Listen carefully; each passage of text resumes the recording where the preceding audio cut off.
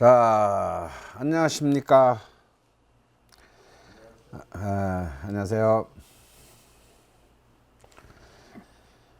참, 이게 참 굉장히 쑥스럽고 생소한 경험이네요. 예. 저는 요새 회사에서 이렇게 줌으로 이렇게 막 회의를 많이 하긴 하는데, 이- 역시 이렇게 낡은 세대다 보니까, 졸라 힘들어요. 예. 아직까지는. 게다가 또 이렇게 막 카메라를 보면서 또 화면을 통해 여러분을 만나야 되니까, 더욱더 좀 이상하긴 합니다. 근데 뭐 이제 이런 일상을 우리가 담담하게 받아들여야 될 것 같아요. 또 어떤 분들은 뭐 좀 오프라인 강의에서 우리가 디프리도 하고 MT도 하고 이런 것들이 없어서 너무 아쉽다 뭐 그런 분들이 있는데요. 그거야 우리가 또 어떻게든 또 그런 기회를 만들어 봐야죠. 근데 제가 월요일 날 심화반을 이제 개강을 했는데요. 막 미국, 뭐 일본, 뭐 제주도, 뭐 이런 뭐 외국가, 뭐 바다 건너, 뭐 지방 멀리, 이런 분들이 많이 들어오셨어요. 그래서 너무 또 이런 또 줌에서 하는 강의가 이런 또 재미가 소소한 재미가 있구나. 어, 이런 걸 또 경험하게 만드는 어, 그런 시간들이었습니다. 그 제가 또 이 말하면 또 그 말 하네 하겠지만 제가 어릴 때부터 우리 어머니가 늘 내 5살 때부터 해주신 말이 있어요. 야, 나 혼자 당하는 난리가 난리지 모두가 당하는 난리는 난리도 아니야. 이건 뭐 전 세계가 당하는 난리니까 이건 난리라고 생각하시면 안 돼요. 어, 그래서 이럴 때는 좀 스스로 몸을 낮추고 그동안 자신에게 결여되었던 것을 채우거나 보충하는 시간로 삼으면 또 이 시간이 훨씬 더 기가 막힌 시간이로 나중에 우리가 기억될 수 있을 겁니다. 자, 오늘 오래간만에 고전 강독을 시작합니다. 제가 이제 사실은 이제 매번 매 기수마다 한 것은 아니고요. 한 3, 4번의 기수마다 한 번씩 고전 강독의 프로그램들을 만드는데요. 주로 이제 그 3대 고전인 적천수, 그리고 이제 뭐 연애자평, 뭐 궁통보감, 자평진전, 뭐 이런 이제 책들을 가지고 이제 좀 약간 뭐랄까, 하이라이트, 혹은 이제 좀 엑기스만 좀 뽑아서 좀 약간 이제 주마 간산식으로 쭉 훑어보는 어떤 그런 강의들은 계속 띄엄띄엄 했었는데요. 지금 뭐 코로나 국민이고 이래서 이제 이때가 우리가 좀 더 깊이 공부할 때인가 보다라는 생각이 들어서요. 아예 제일 가장 중요한 명리학의 가장 완벽한 최고의 누가 보더라도 이 입장에 동의하든 동의하지 않든 간에 명리학에 조금이라도 관심 있는 사람이라면 가장 중요한 명리학 역사, 천년 명리학 역사의 최고의 어떤 고전이라고 할 수 있는 이 적천수, 좀 더 정확히 말하면 적천수 천미를 이건 굉장히 두꺼운 책이에요. 굉장히 양으로는 엄청난 분량과 갖고 있는데 100%는 아니지만 좀 15주에 걸쳐서 이때까지 이 적천수 하나를 가지고 15주 동안 강의를 한 적은 없습니다. 거의 이제 좀 샅샅이 훑어서 이제 정말 진정한 의미의 강독의 수준으로 한번 가볼까 생각 중이고요.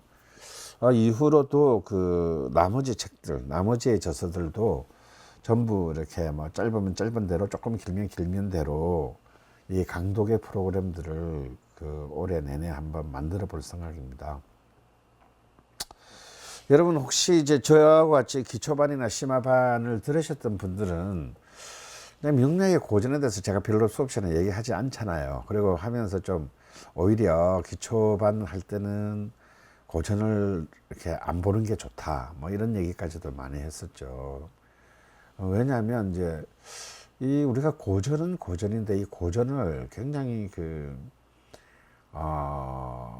뭐랄까 비판적 시각에서 읽을 수 있어야만이 고전입니다.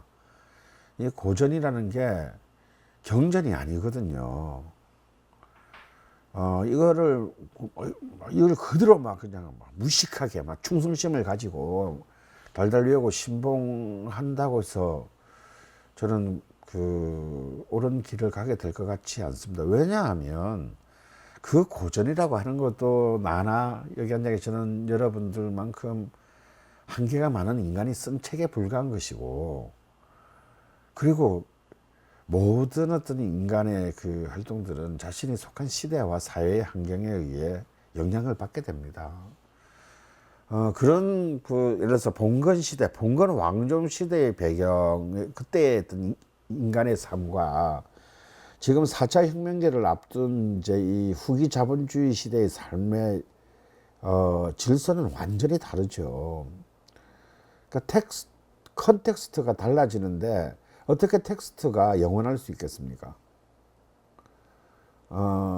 그렇기 때문에 사실은 이제 그 봉건 시대를 기준으로 해서 짜여진 이 프레임을 그대로 특히 이제 이 공부 잘하는 자들의 맹점이죠. 예, 그걸 그대로 지금 현대 시대에 적용하려 든다면 굉장히 큰 오류가 있습니다. 가장 이제 대표적인 게 이제 이른바 사길신, 사흉신 같은 이런 겁니다. 그렇잖아요. 옛날에는 제가 안 드려도 이미 이 정도 반에 들어오신 분이면 다 아실 만한 얘기지만, 옛날에는 자기가 자신의 존재를 사회적으로 이렇게 실현하기 위해서는 출사, 그렇게 이제 과거를 통해서 권력을 가지는 길밖에는 없었습니다. 그게 안 되면 이제 돈 버는 거, 부자가 돼서 떵떵거리고 사는 거. 오로지 재간 중심의 어떤 이런 사회였죠. 그러나 지금은, 이제 모든 이제 이른바 일단 계급과 신분 제도가 철폐되고 모든 어떤 직업들이 그 이전 시대와는 비교할 수 없을 정도로 다양화됐으며, 또 이 재관의 물론 아직도 자본주의니까 역시 재성은 중요하고, 또 인간의 삶이다 보니까 또 사람들은 또 권력을 탐하기도 하죠. 하지만 이전처럼 그렇게 이것의 모든 가치가 집중되는 시대는 이미 붕괴했습니다. 이런 가치의 다양성이 범주가 확대되는 어떤 이런 시대에 있어서는 그런 봉건적 기준을 여기에 적용한다는 것은 그대로 기계적으로 저는 굉장히 위험한 오류에 빠지게 됩니다. 그래서 정말 고전을 읽 때 그 고전을 굉장히 비판적으로 바라볼 수 있는 그런 시각과 식견이 필요한데, 이제 공부 막 시작한 사람들한테 그런 게 있을 수가 없잖아요. 그래서 저는 어느 적정한 어떤 단계 전까지는 고전을 읽는 것은 오히려 큰 편견을 키울 수 있다. 고전을 읽는다고 하는 것은 단순히 그 고전에 있는 아주 오묘한 뜻을 또 우리가 파헤치고 공감하는 어떤 즐거움도 당연히 있지만, 그 고전이 갖고 있는 또 그런 본능적인 한계를 또한 우리가 정확하게 짚어내는 것, 이러한 어떤 시각도 같이 필요하다라는 겁니다. 그래서 그런 관점으로 이제 우리의 명리학의 고전 강독을 하게 됨을 이제 먼저 말씀드립니다. 자, 오늘부터 15주간 이제 여러분과 하게 되는 이제 책은 이제 적천수, 원문은 적천수고요. 정확히 텍스트 이제 적천수는 이제 유기라는 사람이 쓴 겁니다. 유백온이라고 하기도 하고요. 이제 근데 정작 우리가 다룰 이제 책은 그 적천수를 이제 해제한, 그러니까 그 원문을 두고 그 원문에 대해서 더 해석을 하고 덧붙이고 사례를 붙이고 해서 그 내용, 이게 이제 중국의 이제 보통 저술의 기법입니다. 고전이 있으면 그 고전을 다시 그 고전에 대한 경의를 표하는 방식으로 이제 쓰는 방식인데요. 그래서 이제 그로부터 한 2, 300년 뒤에 제가 존경하는 명리학 역사의 슈퍼스타 임철초가 등장해서 이 적천수를 해제한 적천수 천미라는 이제 불후의 명제를 남기게 돼요.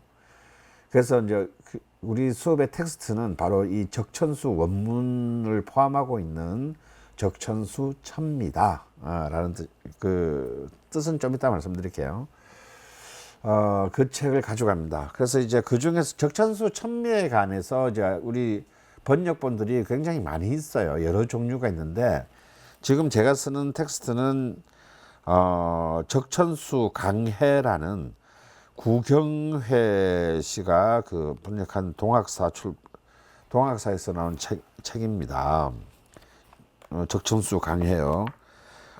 페이지가 무려 한 980페이지 정도 되는 어마어마한 분량의 책이에요. 책값도 졸라 비싸요. 그래서 뭐 이런 책 한 권 정도는 사서 꽂아 놓는 것도 놓거나 아니면 이제 이 베개로 이렇게 낮잠 주무실 때 베개로 쓰거나 이렇게 해도 되는데요. 뭐 사실 또 굳이 너무 비싸다 혹은 뭐 이러신 분들은 굳이 안 사셔도 돼요. 어차피 제가 그 텍스트들은 전부 다 이 시간을 통해서 전부 다 여러분들하고 같이 나눌 것이기 때문에 굳이 안 해도 됩니다. 사실은 이 글들이 그렇게 쉬운 글들이 아니에요. 한자체의 글들이라서 굳이 쉬운 글들이 아니라서 아무리 번역을 참 이렇게 열심히 정확하게 하려고 많은 노력을 했지만 아마 이런 문체나 이런 이 고전의 글자에 익숙하지 않으신 분이 보면은 아마 2페이지도 읽기 전에 명리학 자체에 대한 애정이 사라져 버릴 수도 있어요. 그래서 이런 글쎄 뭐 굳이 이렇게 너무 구애받지 않는 것이 중요하다. 뭐 이런 말씀을 드리고 싶습니다. 자, 이 적천수라는 이 한자 자체가 적은 뭐냐면 이제 물방울 적자예요. 우리 왜 서예할 때 이렇게 왜 벼루 위에 뿌리는 이 물을 담는 도자기 조그마한 도자기 병을 연적이라고 하잖아요. 그러니까 물방울이라는 뜻이고요.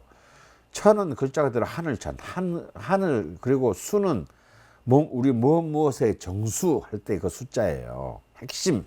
그러니까 하늘의 이치의 핵심. 마치 물방울 같은 하늘의 이치의 핵심. 이런 굉장히 좀 시적이고 철학적인 표현입니다. 그런데 사실은 이제 이 적천수 천미야말로 이런 중국 왕조 시대, 그러니까 원본은 명조에서 명나라 시대 때 쓰여지고 이 천미는 이제 청나라 초기 18세기 후반에 이제 쓰여진 책인데요. 사실은 이제 현대의 명리학에 가장 결정적인 영향을 미쳤고 또 지금까지도 여전히 많은 어떤 명리학자들이 자신의 이제 통변에 가장 큰 이론적 기반을 두고 있는 책입니다. 물론 이제 이 적천수를 이해한다는 것은요, 굉장히 어려워요. 한 10년 정도는 반복해서 한 100번 정도는 읽으셔야 이제 진짜 깊은 뜻을 이해할 수 있다라고 말할 정도의 명문이면서 굉장히 난문이기도 합니다. 어려운 글들이에요. 그래서 이제 많은 어떤 그런 동양 철학에 대한 그런 이해를 필요로 하는 그런 책이셔서 그렇게 독학으로 이렇게 이것을 수행하시는 아주 천재적인 어떤 능력을 갖고 있지 않으시면 그 무게와 수준에 압도당할 수 있고 막 빨리 포기하고 싶은 생각이 들게도 만드는 어떤 그런 책입니다. 그래서 좀 저는 그런 부분들을 좀 현대적인 관점에서 좀 뭐 굳이 이런 부분까지를 억지로 우리가 추구해서 알 필요가 없는 부분들은 좀 대충 넘어가고 좀 현대적으로 좀 우리가 이런 부분들을 우리가 음미할 필요가 있고 또 이것을 우리의 관점으로 충분하게 한번 이렇게 의제화 시킬 필요가 있다, 이런 부분들을 또 좀 적극적으로 파헤치고 이런 그 관점으로 이제 이 강독을 해 나가겠습니다.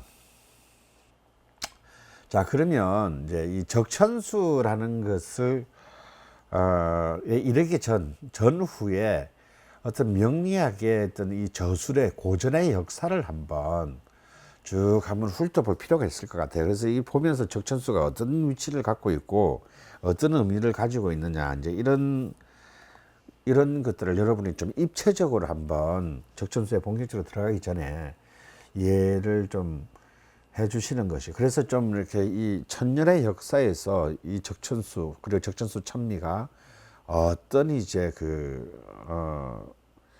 위치에 놓여 있는지, 어떤 무게에 놓여 있는지, 이런 것들을 좀 이렇게 좀 입체적으로 좀 이렇게 조망한 뒤에 그 내용을 보시는 것이 어떨까 합니다. 자, 먼저 명리학 저술의 역사를 이제 한번 고전의 계보를 한번 따져보도록 하겠는데요. 이제 제일 이제 시작하는 이제 명리학, 물론 이제 이 5대 시대 이전에도 내가 명리학 역사가 1000년이라고 이렇게 보통 내가 1100년 정도로 얘기하는 것은 정확히 말하자면 이제 자평명리학, 지금 우리가 배우는 일간 중심의 명리학의 역사가 1100년 정도 됐다라는 거지, 명리에 대한 역사는 그보다 훨씬 그 전으로 거슬러 올라갑니다. 수당나라 시대로까지 거슬러 올라가야 돼요. 이제 그거는 이제 우리가 당사주, 뭐 이허중이라든지 이런 사람들의 이제 연주 중심의 어떤 이런 명리학은 그보다 훨씬 더 몇백, 500년 더 거슬러 올라가야 됩니다.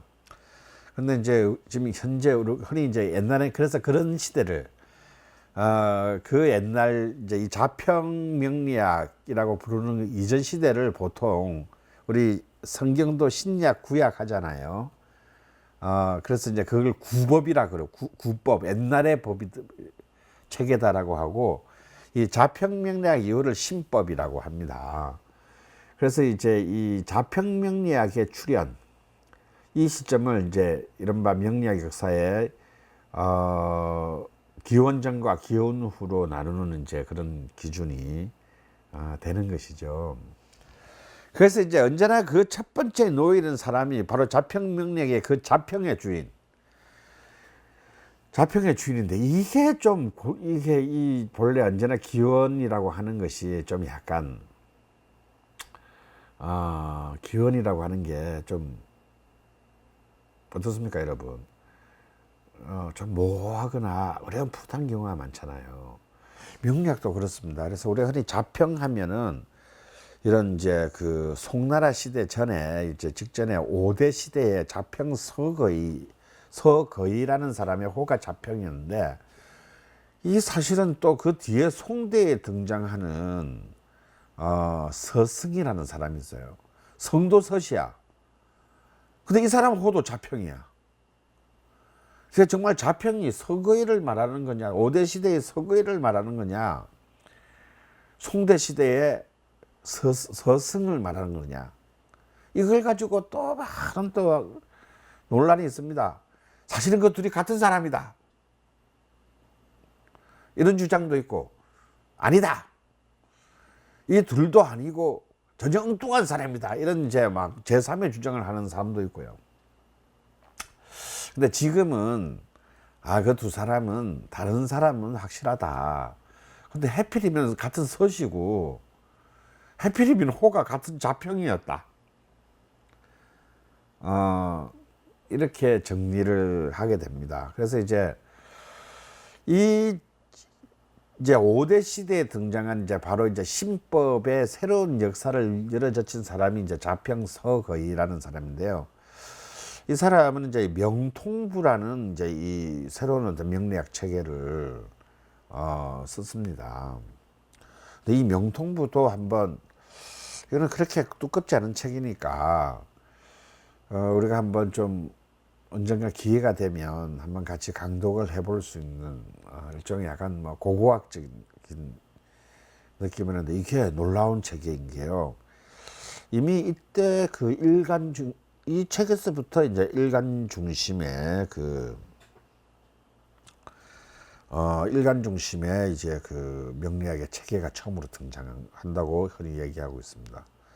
그리고 이제 간지의 각 60간지의 오행이 등장하고요. 지장간이라는 개념이 이제 여기서부터 본격적으로.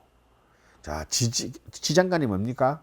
지지의 12자 안에 있는 지지를 천간의 10글자로 표현하는 거잖아요. 그죠?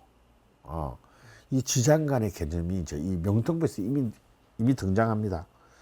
그리고 이제 육친의 개념이 또 등장하고요.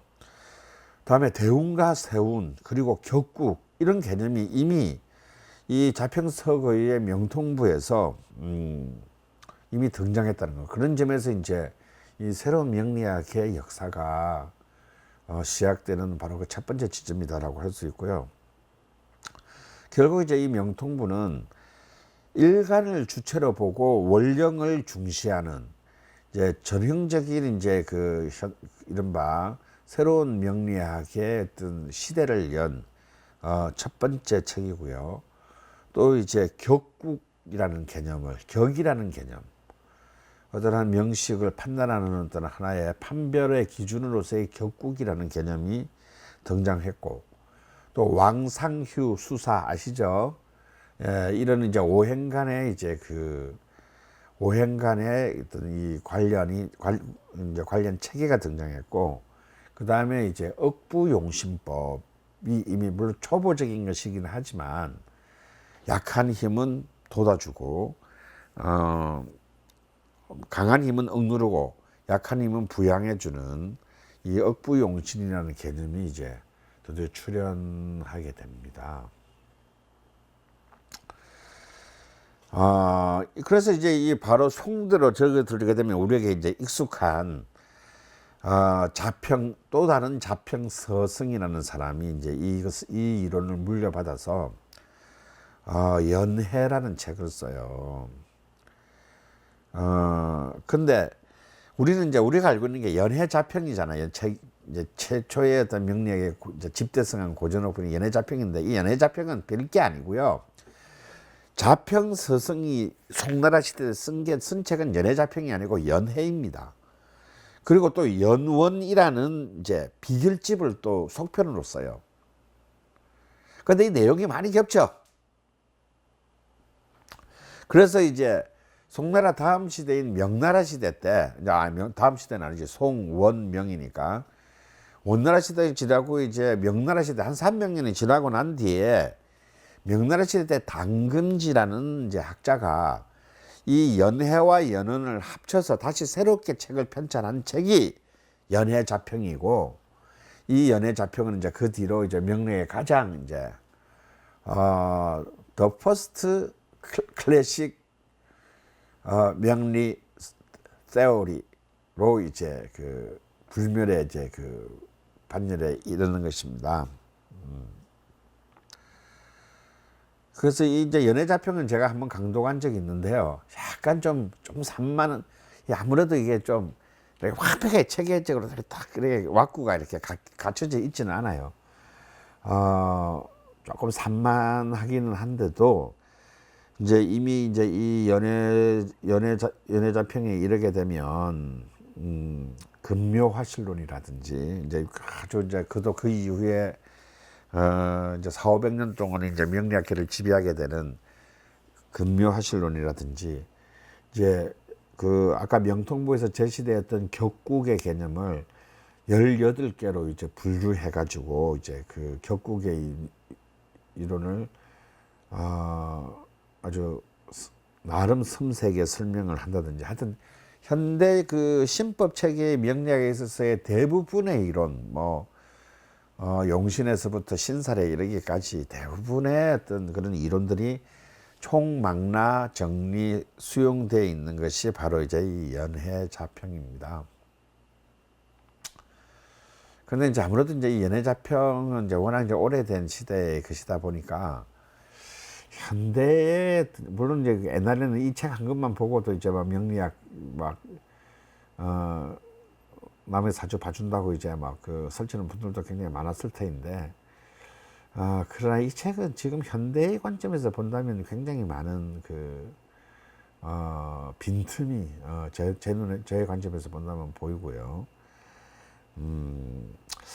또 특히 이제 현대 명리학에서 굉장히 중요한 용신이라든지 대운이라든지 이런 부분에 있어서는 아직까지 좀 굉장히 좀 대충 대강 띄엄띄엄 이런 부분들이 많은 것은 사실입니다. 하지만 이제 이 연해에서 연해자평을 이루는 시간 동안에 이제 명리학의 어떤 이 이론적 체계가 일단 1차적으로 완성됐다는 점에 이제 그 의미를 둘 수 있을 것 같습니다. 자, 그리고 이제 원나라 시대가 이제 드디어 몽고족이 이제 중원을 획득한 뒤에 이제 한족이 완전히 개박살 났다가 결국 이제 한족 중흥의 기치를 이제 내세우면서 주원장이 결국 이제 원나라를 몰아내고 다시 한족의 나라를 건설하게 되는 것이 이제 바로 그래서 새로운 나라를 세운 게 발글 명자를 써서 이제 명나라입니다. 근데 여기서 이제 그 가장 신화적인 명리학에 있어서 가장 신화적인 인물이 등장하는데요. 바로 이제 유백온이라는 인물입니다. 다른 책은 유기라는 이름으로 쓰기도 하는데요. 이 유백온이 등장을 하는데 이 유백온은 그냥 사실 이제 명리학자라 하면 아무래도 이제 이 세속의 권력과는 좀 거리가 먼 사람이고 좀 세속의 경쟁에서는 실패한 사람들이 많지 않겠어요. 사실 이제 그 자평서거의 이제 그 명통부를 썼던 이제 그 서거의 같은 사람은 쉽게 말하면 이제 그 노장사상 도교 수련가였어요. 산속에 숨어서 인간의 고통과 허물을 넘어서는 어떤 수련하사. 그래서 이분이 그 명통부를 쓰게 되는 것도 따지고 보면 인간의 어떤 이런 수많은 이 고통과 괴로움을 어떻게 그 아픔으로부터 많은 사람들이 이렇게 벗어날 수 있는 길은 없을까라는 일종의 그런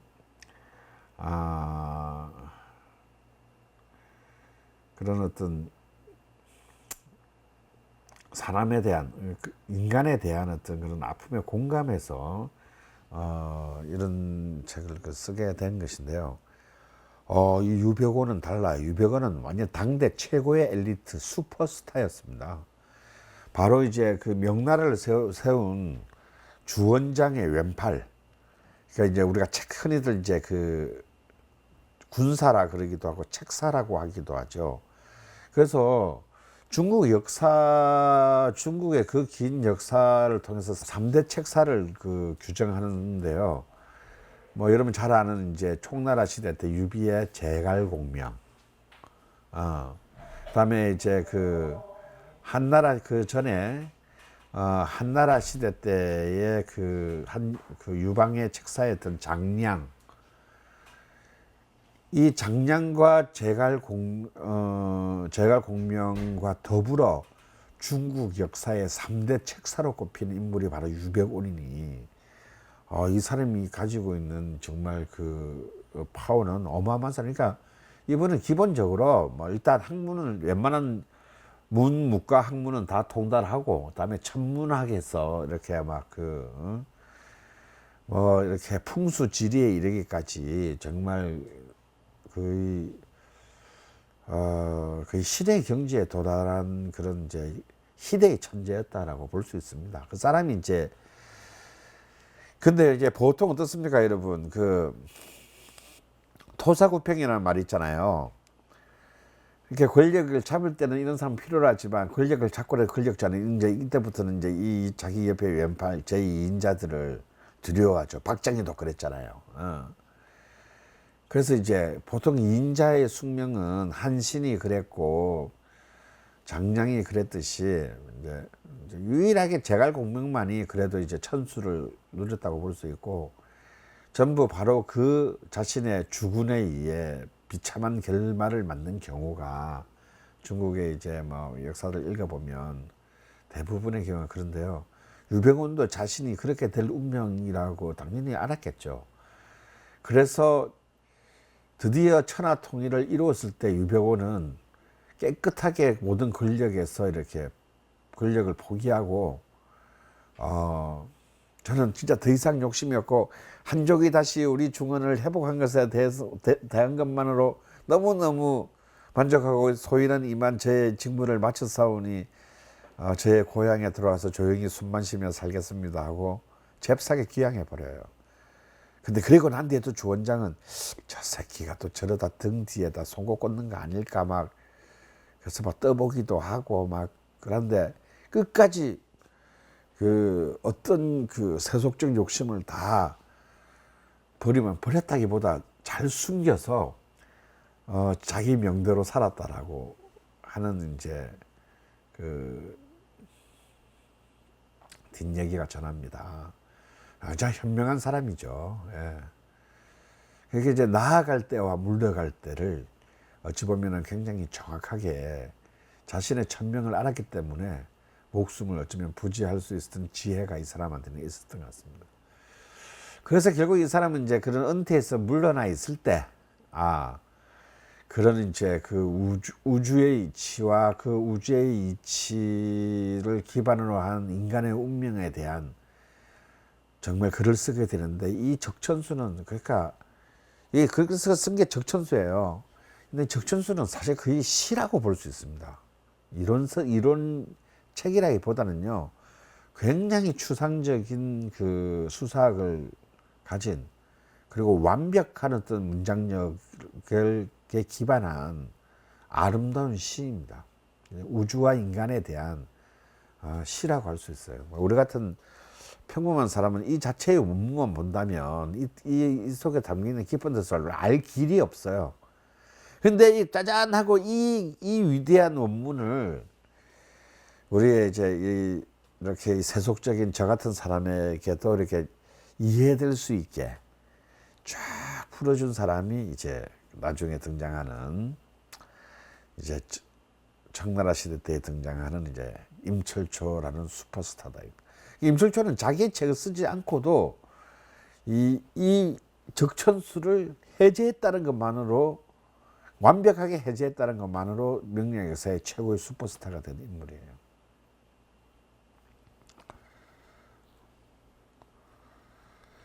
그래서 이제 이 한족이 다시 대륙의 패권을 차지한 이후에 명나라 시대 때는 이제 많은 여러분도 이제 이름이 이제 어디선가 한 번쯤은 만난 듯한 이제 그 수많은 또 고전의 반열에 드는 책들이 이제 나오게 되는데요. 먼저 이렇게 만민영이라는 사람이 쓴 이제 이 그 삼명통해입니다. 이 삼명통해는요, 그 중국에 이렇게 그 백과사전이 있어요. 그 이름 갑자기 생각난다. 뭔 전서사고인가? 사고전서. 중국의 모든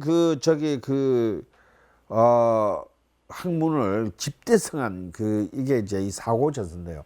이 사고전산의 명리학 부분에 들어가 있는 책이 바로 이 삼명통해예요. 이 만민영은 굉장히 뛰어난 학자였습니다. 명리학자가 아니라 굉장히 뛰어난 엘리트였어요. 그래서 이 사람은 거의 그때까지 명나라 시대까지 모든 명리학 이론을 백과사전으로 만든 거예요. 부산에 있는 제 그 철학가를 넣은 제 친구가 한국에서는 처음으로 이 삼명통해를 지금 정권을 번역을 했는데요. 그거 사실 못 읽습니다, 우리. 너무 길어가지고 못 읽고요. 이제 그 중에서 하이라이트 되는 부분들이 한 크게 세 파트가 있습니다. 그런 부분들은 우리가 한번 언제 기회가 되면 이제 한번 읽어볼 만한 굉장히 뭐랄까 정연된 그 명리학 이론의 어떤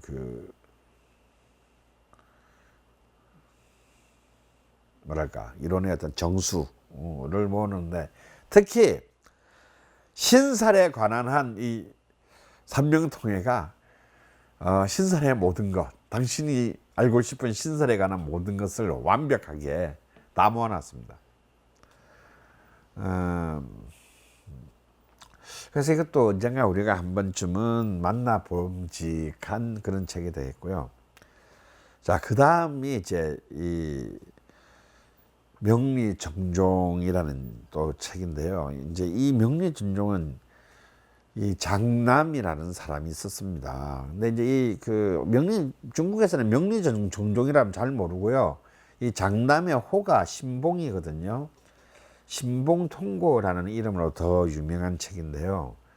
이 명리정종은 병류, 그러니까 오류를 허물다라는 그런, 그동안 명리학의 역사에서 쭉 있어왔던 어떤 이론적 오류들을 이렇게 극복하고 공격하는 어떤 이제 그런 일종의 비판적 독법에 의해 쓰여진 또 하나의 명제입니다.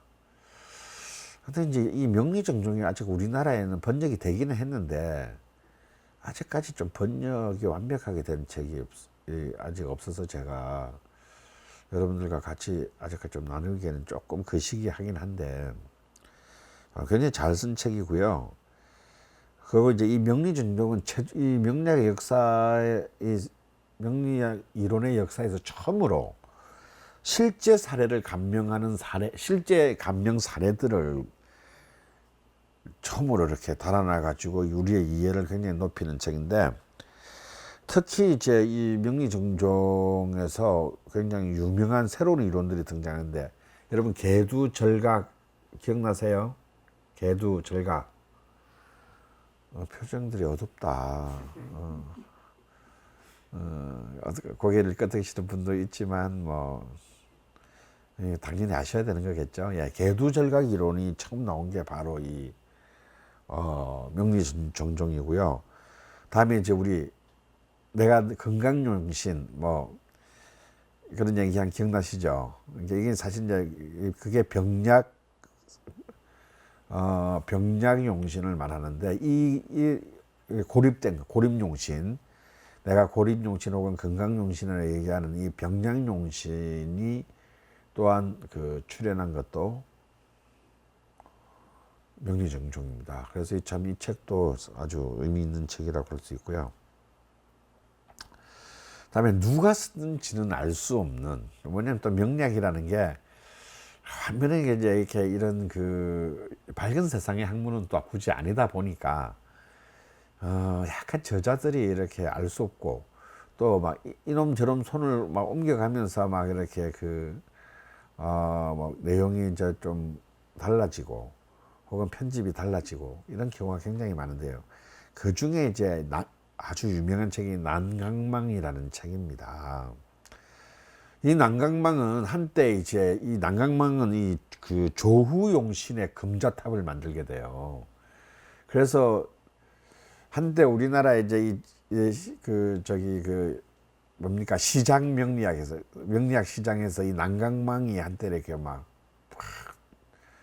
뜯은 적도 있고, 여러분이 잘 아는 박재환의 이제 많은 그런 명리 사전이나 이런 것들이 따지고 보면 이 난강망의 조후용신이라는 관점에서 쓰여진 책이라고 봐야 돼요. 그래서 이제 이 난강망이라는 책보다는 더 유명한 이름이 있는데, 이 난강망을 바탕으로 한참 뒤인 청나라 시대 때 여춘태가 이제 편집한 책 이름이 궁통보감입니다. 그러니까 이 두 책은 다른 책이 아니고요. 이제 같은 책인데 이제 새롭게 편집된 책이 이제 궁통보감인데, 이 난강망 혹은 이제 이 궁통보감은 이제 바로 그런 월지와 시지를 중심으로 하는 조후용신, 한난 조습, 이렇게 춥거나 뜨겁거나 축축하거나 건조하거나, 이 한난 조습의 어떤 그 원칙에 따라서 이 용신을 잡는 이제 그걸 파악하는 것이 이제 이 난강망과 궁통보감의 계보다라고 합니다. 그래서 이제 이 조우용신법도 사실은 굉장히 뭐 현실에서 굉장히 여전히 지금 이 순간에도 여전히 통용되고 있죠. 통용되고 있는 강장 윽부용신에 대항하는 이제 이 조우용신의 그 금자탑이라고 할 수 있는데, 사실은 이제 근데 저는 이제 좀 입장이, 저는 워낙 뭐 여러분들 잘 아시다시피 저는 윽부파이기 때문에 조우용신은 일단 저는 두 가지 의미에서 문제가 있다라고 봅니다. 일단 아무리 우리가 인간이 우주의 존재라고 하더라도 이전과는 달리 자연에 의한 지배, 인간이 자연에 의한 지배가 로부터 우리가 굉장히 많이, 100%는 아니지만 거의 대부분 자유로워졌잖아요. 우리가 더 이상 24절기에 맞춰서 사실은 본 적이 한 명만 손 들어보세요. 제가 늘 하시는 말씀이지만 우리는 한겨울에 수박하고 딸기를 먹는 나라에 살고 있다는 거죠. 그래서 이제 그만큼 옛날에는 그토록 중요한 기준이었던 월령, 월지라고 하는 것이 그 중요도가 많이 떨어졌다라고 저는 보고 있는 거고, 오히려 8개 글자 전체의 조화가 더 중요하다라고 보는 입장인 것이고요. 다음 두 번째는 실제로 여러분이 제가 궁통보감도 언젠가는 아주 오래 전에 우리가 강독을 한 적이 있습니다. 이게 참 굉장히 신박해요. 사실 이 조우용신법이라는 게. 그런데 이 글자가 평등하지가 않아. 오행이 무슨 얘기냐? 거의 대부분 병화는 막 거의 만병통치약이야 그냥.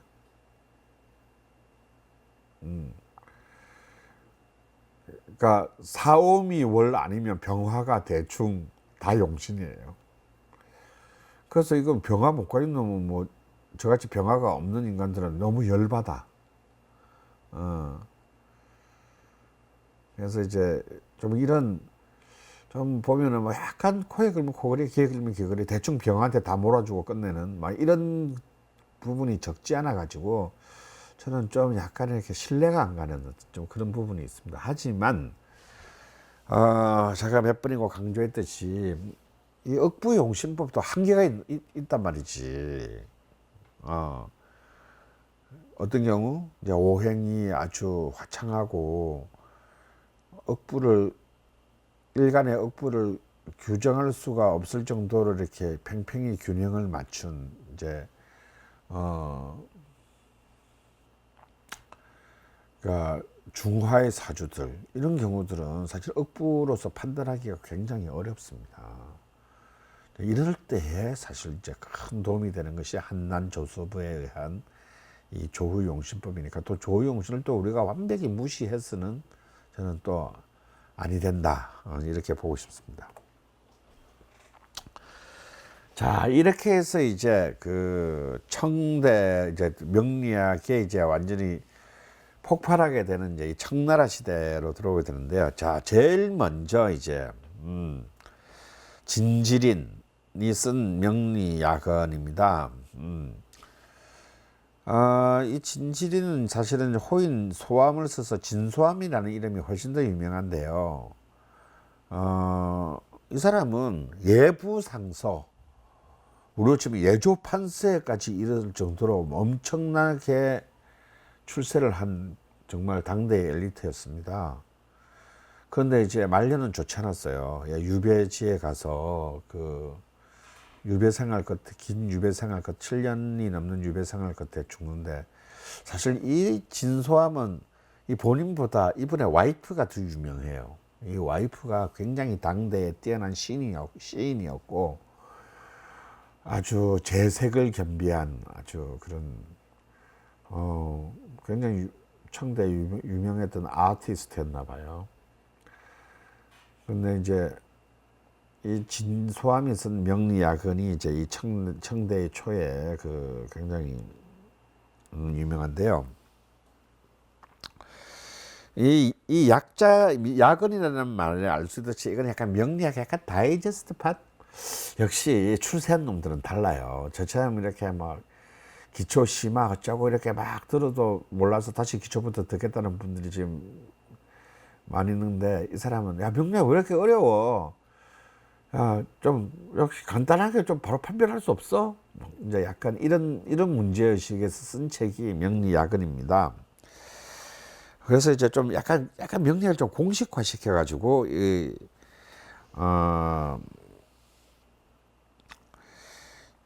근데 이 사람은 이제 이런 거죠. 야 사주라는 게 명리학이 이게 복잡한 게 아니야. 결국은 생, 극, 억, 부 이 네 개만 알면 돼. 말은 졸라 쉬운데. 예. 그래서 이제 그래서 또 이 명리야근도 좀 그렇게 뭐 두껍지 않은 책이기 때문에 언젠가 또 우리가 기회가 되면 한 번쯤은 쑥 한번 훑어보는 시간을 가지면 재밌기는 할 것 같아요. 근데 이 책이 좀 명리학사에서 좀 차지하는 위상이 뭐냐면 아직까지 적천수 천미가 안 나왔잖아요.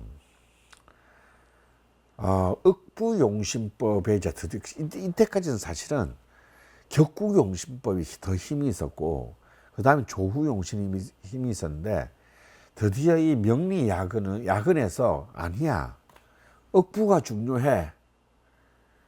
난 다른 헛소리들 하지 말고 야 약하면 도와주고 강하면 견제해줘야지 이것만 알면 되는 거야 라는 것을 딱 이렇게 아젠다를 이렇게 탁 던진 책입니다. 그런 점에서 이제 나중에 등장할 이제 적천수천미의 이제 앞자락을 좀 쫙 깔아놨다라고 이제 볼 수가 있을 것 같고요. 그리고 이제 흔히 보통 명리학에 이제 3대 명저 혹은 5대 명자면 꼭 꼽살에 끼는 게 심효첨의 이제 자평진전입니다.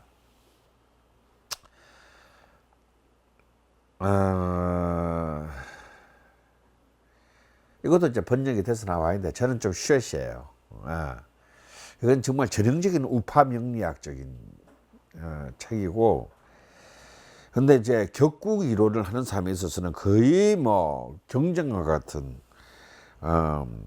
책이고, 용신은 월경에서 찾아야 된다. 그러니까 월지의 지장간에서 용신을 찾아야 되고, 그것이 이제 천간에 투출을 했을 때 최고의 그 용신으로서 힘을 발휘하게 된다라는 막, 어떻게 보면은 이거는 딱 내가 볼 때는 이 용신 원령론을 딱 한마디로 요약하면 뭐냐면, 역시 말이야 사람은 어떤 피출에서 태어나는가가 제일 중요해. 그게 결정적이야. 뭐 그 사람의 의지 노력보다 금수저를 물고 태어나는지 흙수저를 물고 그게 결국 인생을 가르는 거야 이 새끼들아. 아무리 색을 써봐야 소용없어. 뭐 이제 약간 여기서 기분 나빠서 제가 별로 안 좋아합니다.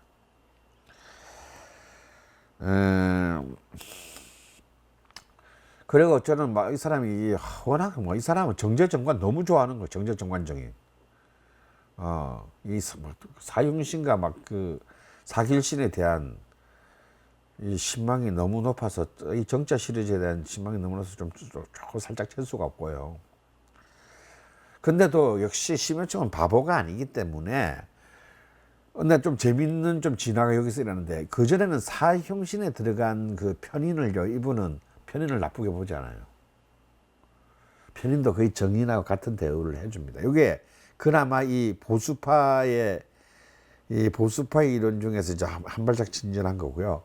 다음에 상관도 그렇게 나쁘게 보지 않고, 어떤 특수한 상황에서는 상관이 엄청난 힘을 발휘한다. 이제 옛날에는 상관은 무조건 나쁘다.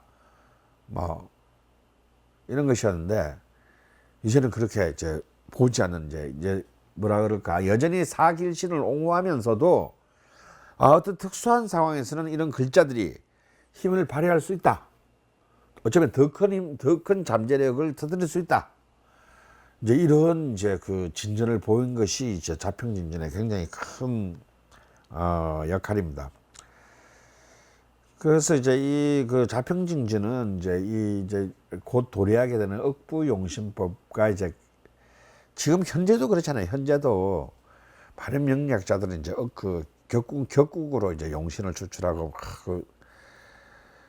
상격이네, 합격이네, 천격이네 막 이러면서 심한 남의 운명을 갖다가 꼴리는 대로 재단을 하잖아요. 저는 그게 재수 없어가지고 제가 격국용신을 싫어하는데, 그래도 어쨌거나 지금 현대에서 가장 큰 힘을 여전히 갖고 있는 것이 격국용신의 어떤 이제 그 뿌리를 만든 그것이 이제 이 자평진전이라고 할 수 있습니다. 자, 그리고 드디어 이제 나의 슈퍼스타 임철초가 등장을 하는데요. 바로 이제 우리가 여러분과 같이 하게 될 이 적천수 천미입니다. 적천수를 아주 잘게 쪼개서 아주 디테일한 부분까지를 확 펼치겠다. 그 비밀을 풀어보겠다. 이런 의지가 담긴 제목인 거죠. 이 책은 정말 여러분이 곧 아시게 되시겠지만 너무너무 위대한 책이에요.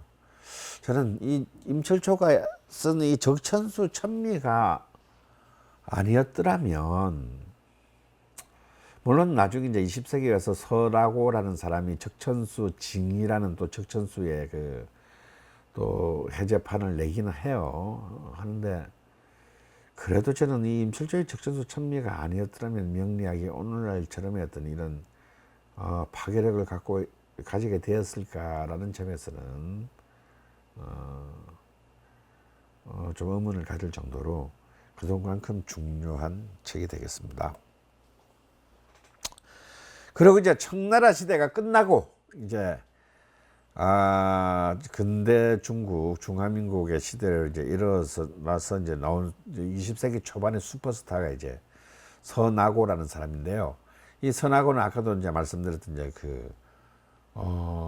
궁통보감을 다시 이제 해제했고요. 또 적천수 징이라고 해서 적천수를 다시 해제하는 명제를 남겼고요.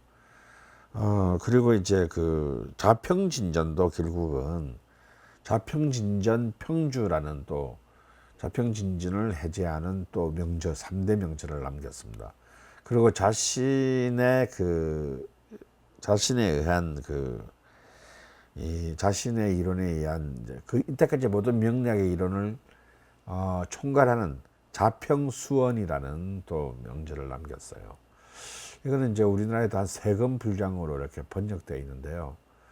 굉장히 훌륭한 교과서라고 할 수 있습니다. 할 수 있는데, 특히 이제 이분이 이제 용신에 있어서 5대 용신법, 그러니까 억부, 조후, 격국, 전왕, 병약, 우리가 수업 시간에 했던 게 기억나죠? 이 5대 용신법을 이제 딱 깔끔하게 정리하신 분이 바로 이 책에서 자평수원에서고요. 사실은 이제 이 사람이 이제 이 정리한 틀에 의해서 이후에 이제 명리학에서 다 이제 그거 보고 공부하고 이제 그걸로 이제 남 가르치고 또 그걸로 이제 감명을 하는데 많은 어떤 도움을 주고 있습니다. 그리고 이제 20세기 중반과 후반에 걸쳐서 이제 아시아를 호령한 인물이 바로 위철리의 라는 사람인데, 이건 우리 삼성 이병철 회장도 중년 결정할 때마다 비행기 타고 홍콩 가가지고 이 위철리한테 판단을 갖다가 이렇게 물었을 만큼 유명한 역술가이자 명리학자이자 또 아주 위대한 명제들을 쓴 사람인데요.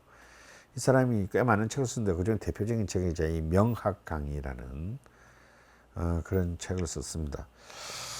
이 책은요, 전거는 아직 번역되어 있지 않고 그 중에 한 챕터가 우리 박재현 선생의 명리요강 안에 그 한 챕터가 유천리의 명학강의에서 발췌했다 이러면서 이제 그 번역이 되어 있습니다. 그래서 주로 이제 우리 그 도계 박제안으로 이렇게 명리학에 입문했던 그리고 그 공부를 수련을 했던 분들은 기본적으로 다 이제 이 유천리의 그 명학 강의의 글들을 다 이제 공부한 셈이 되겠죠.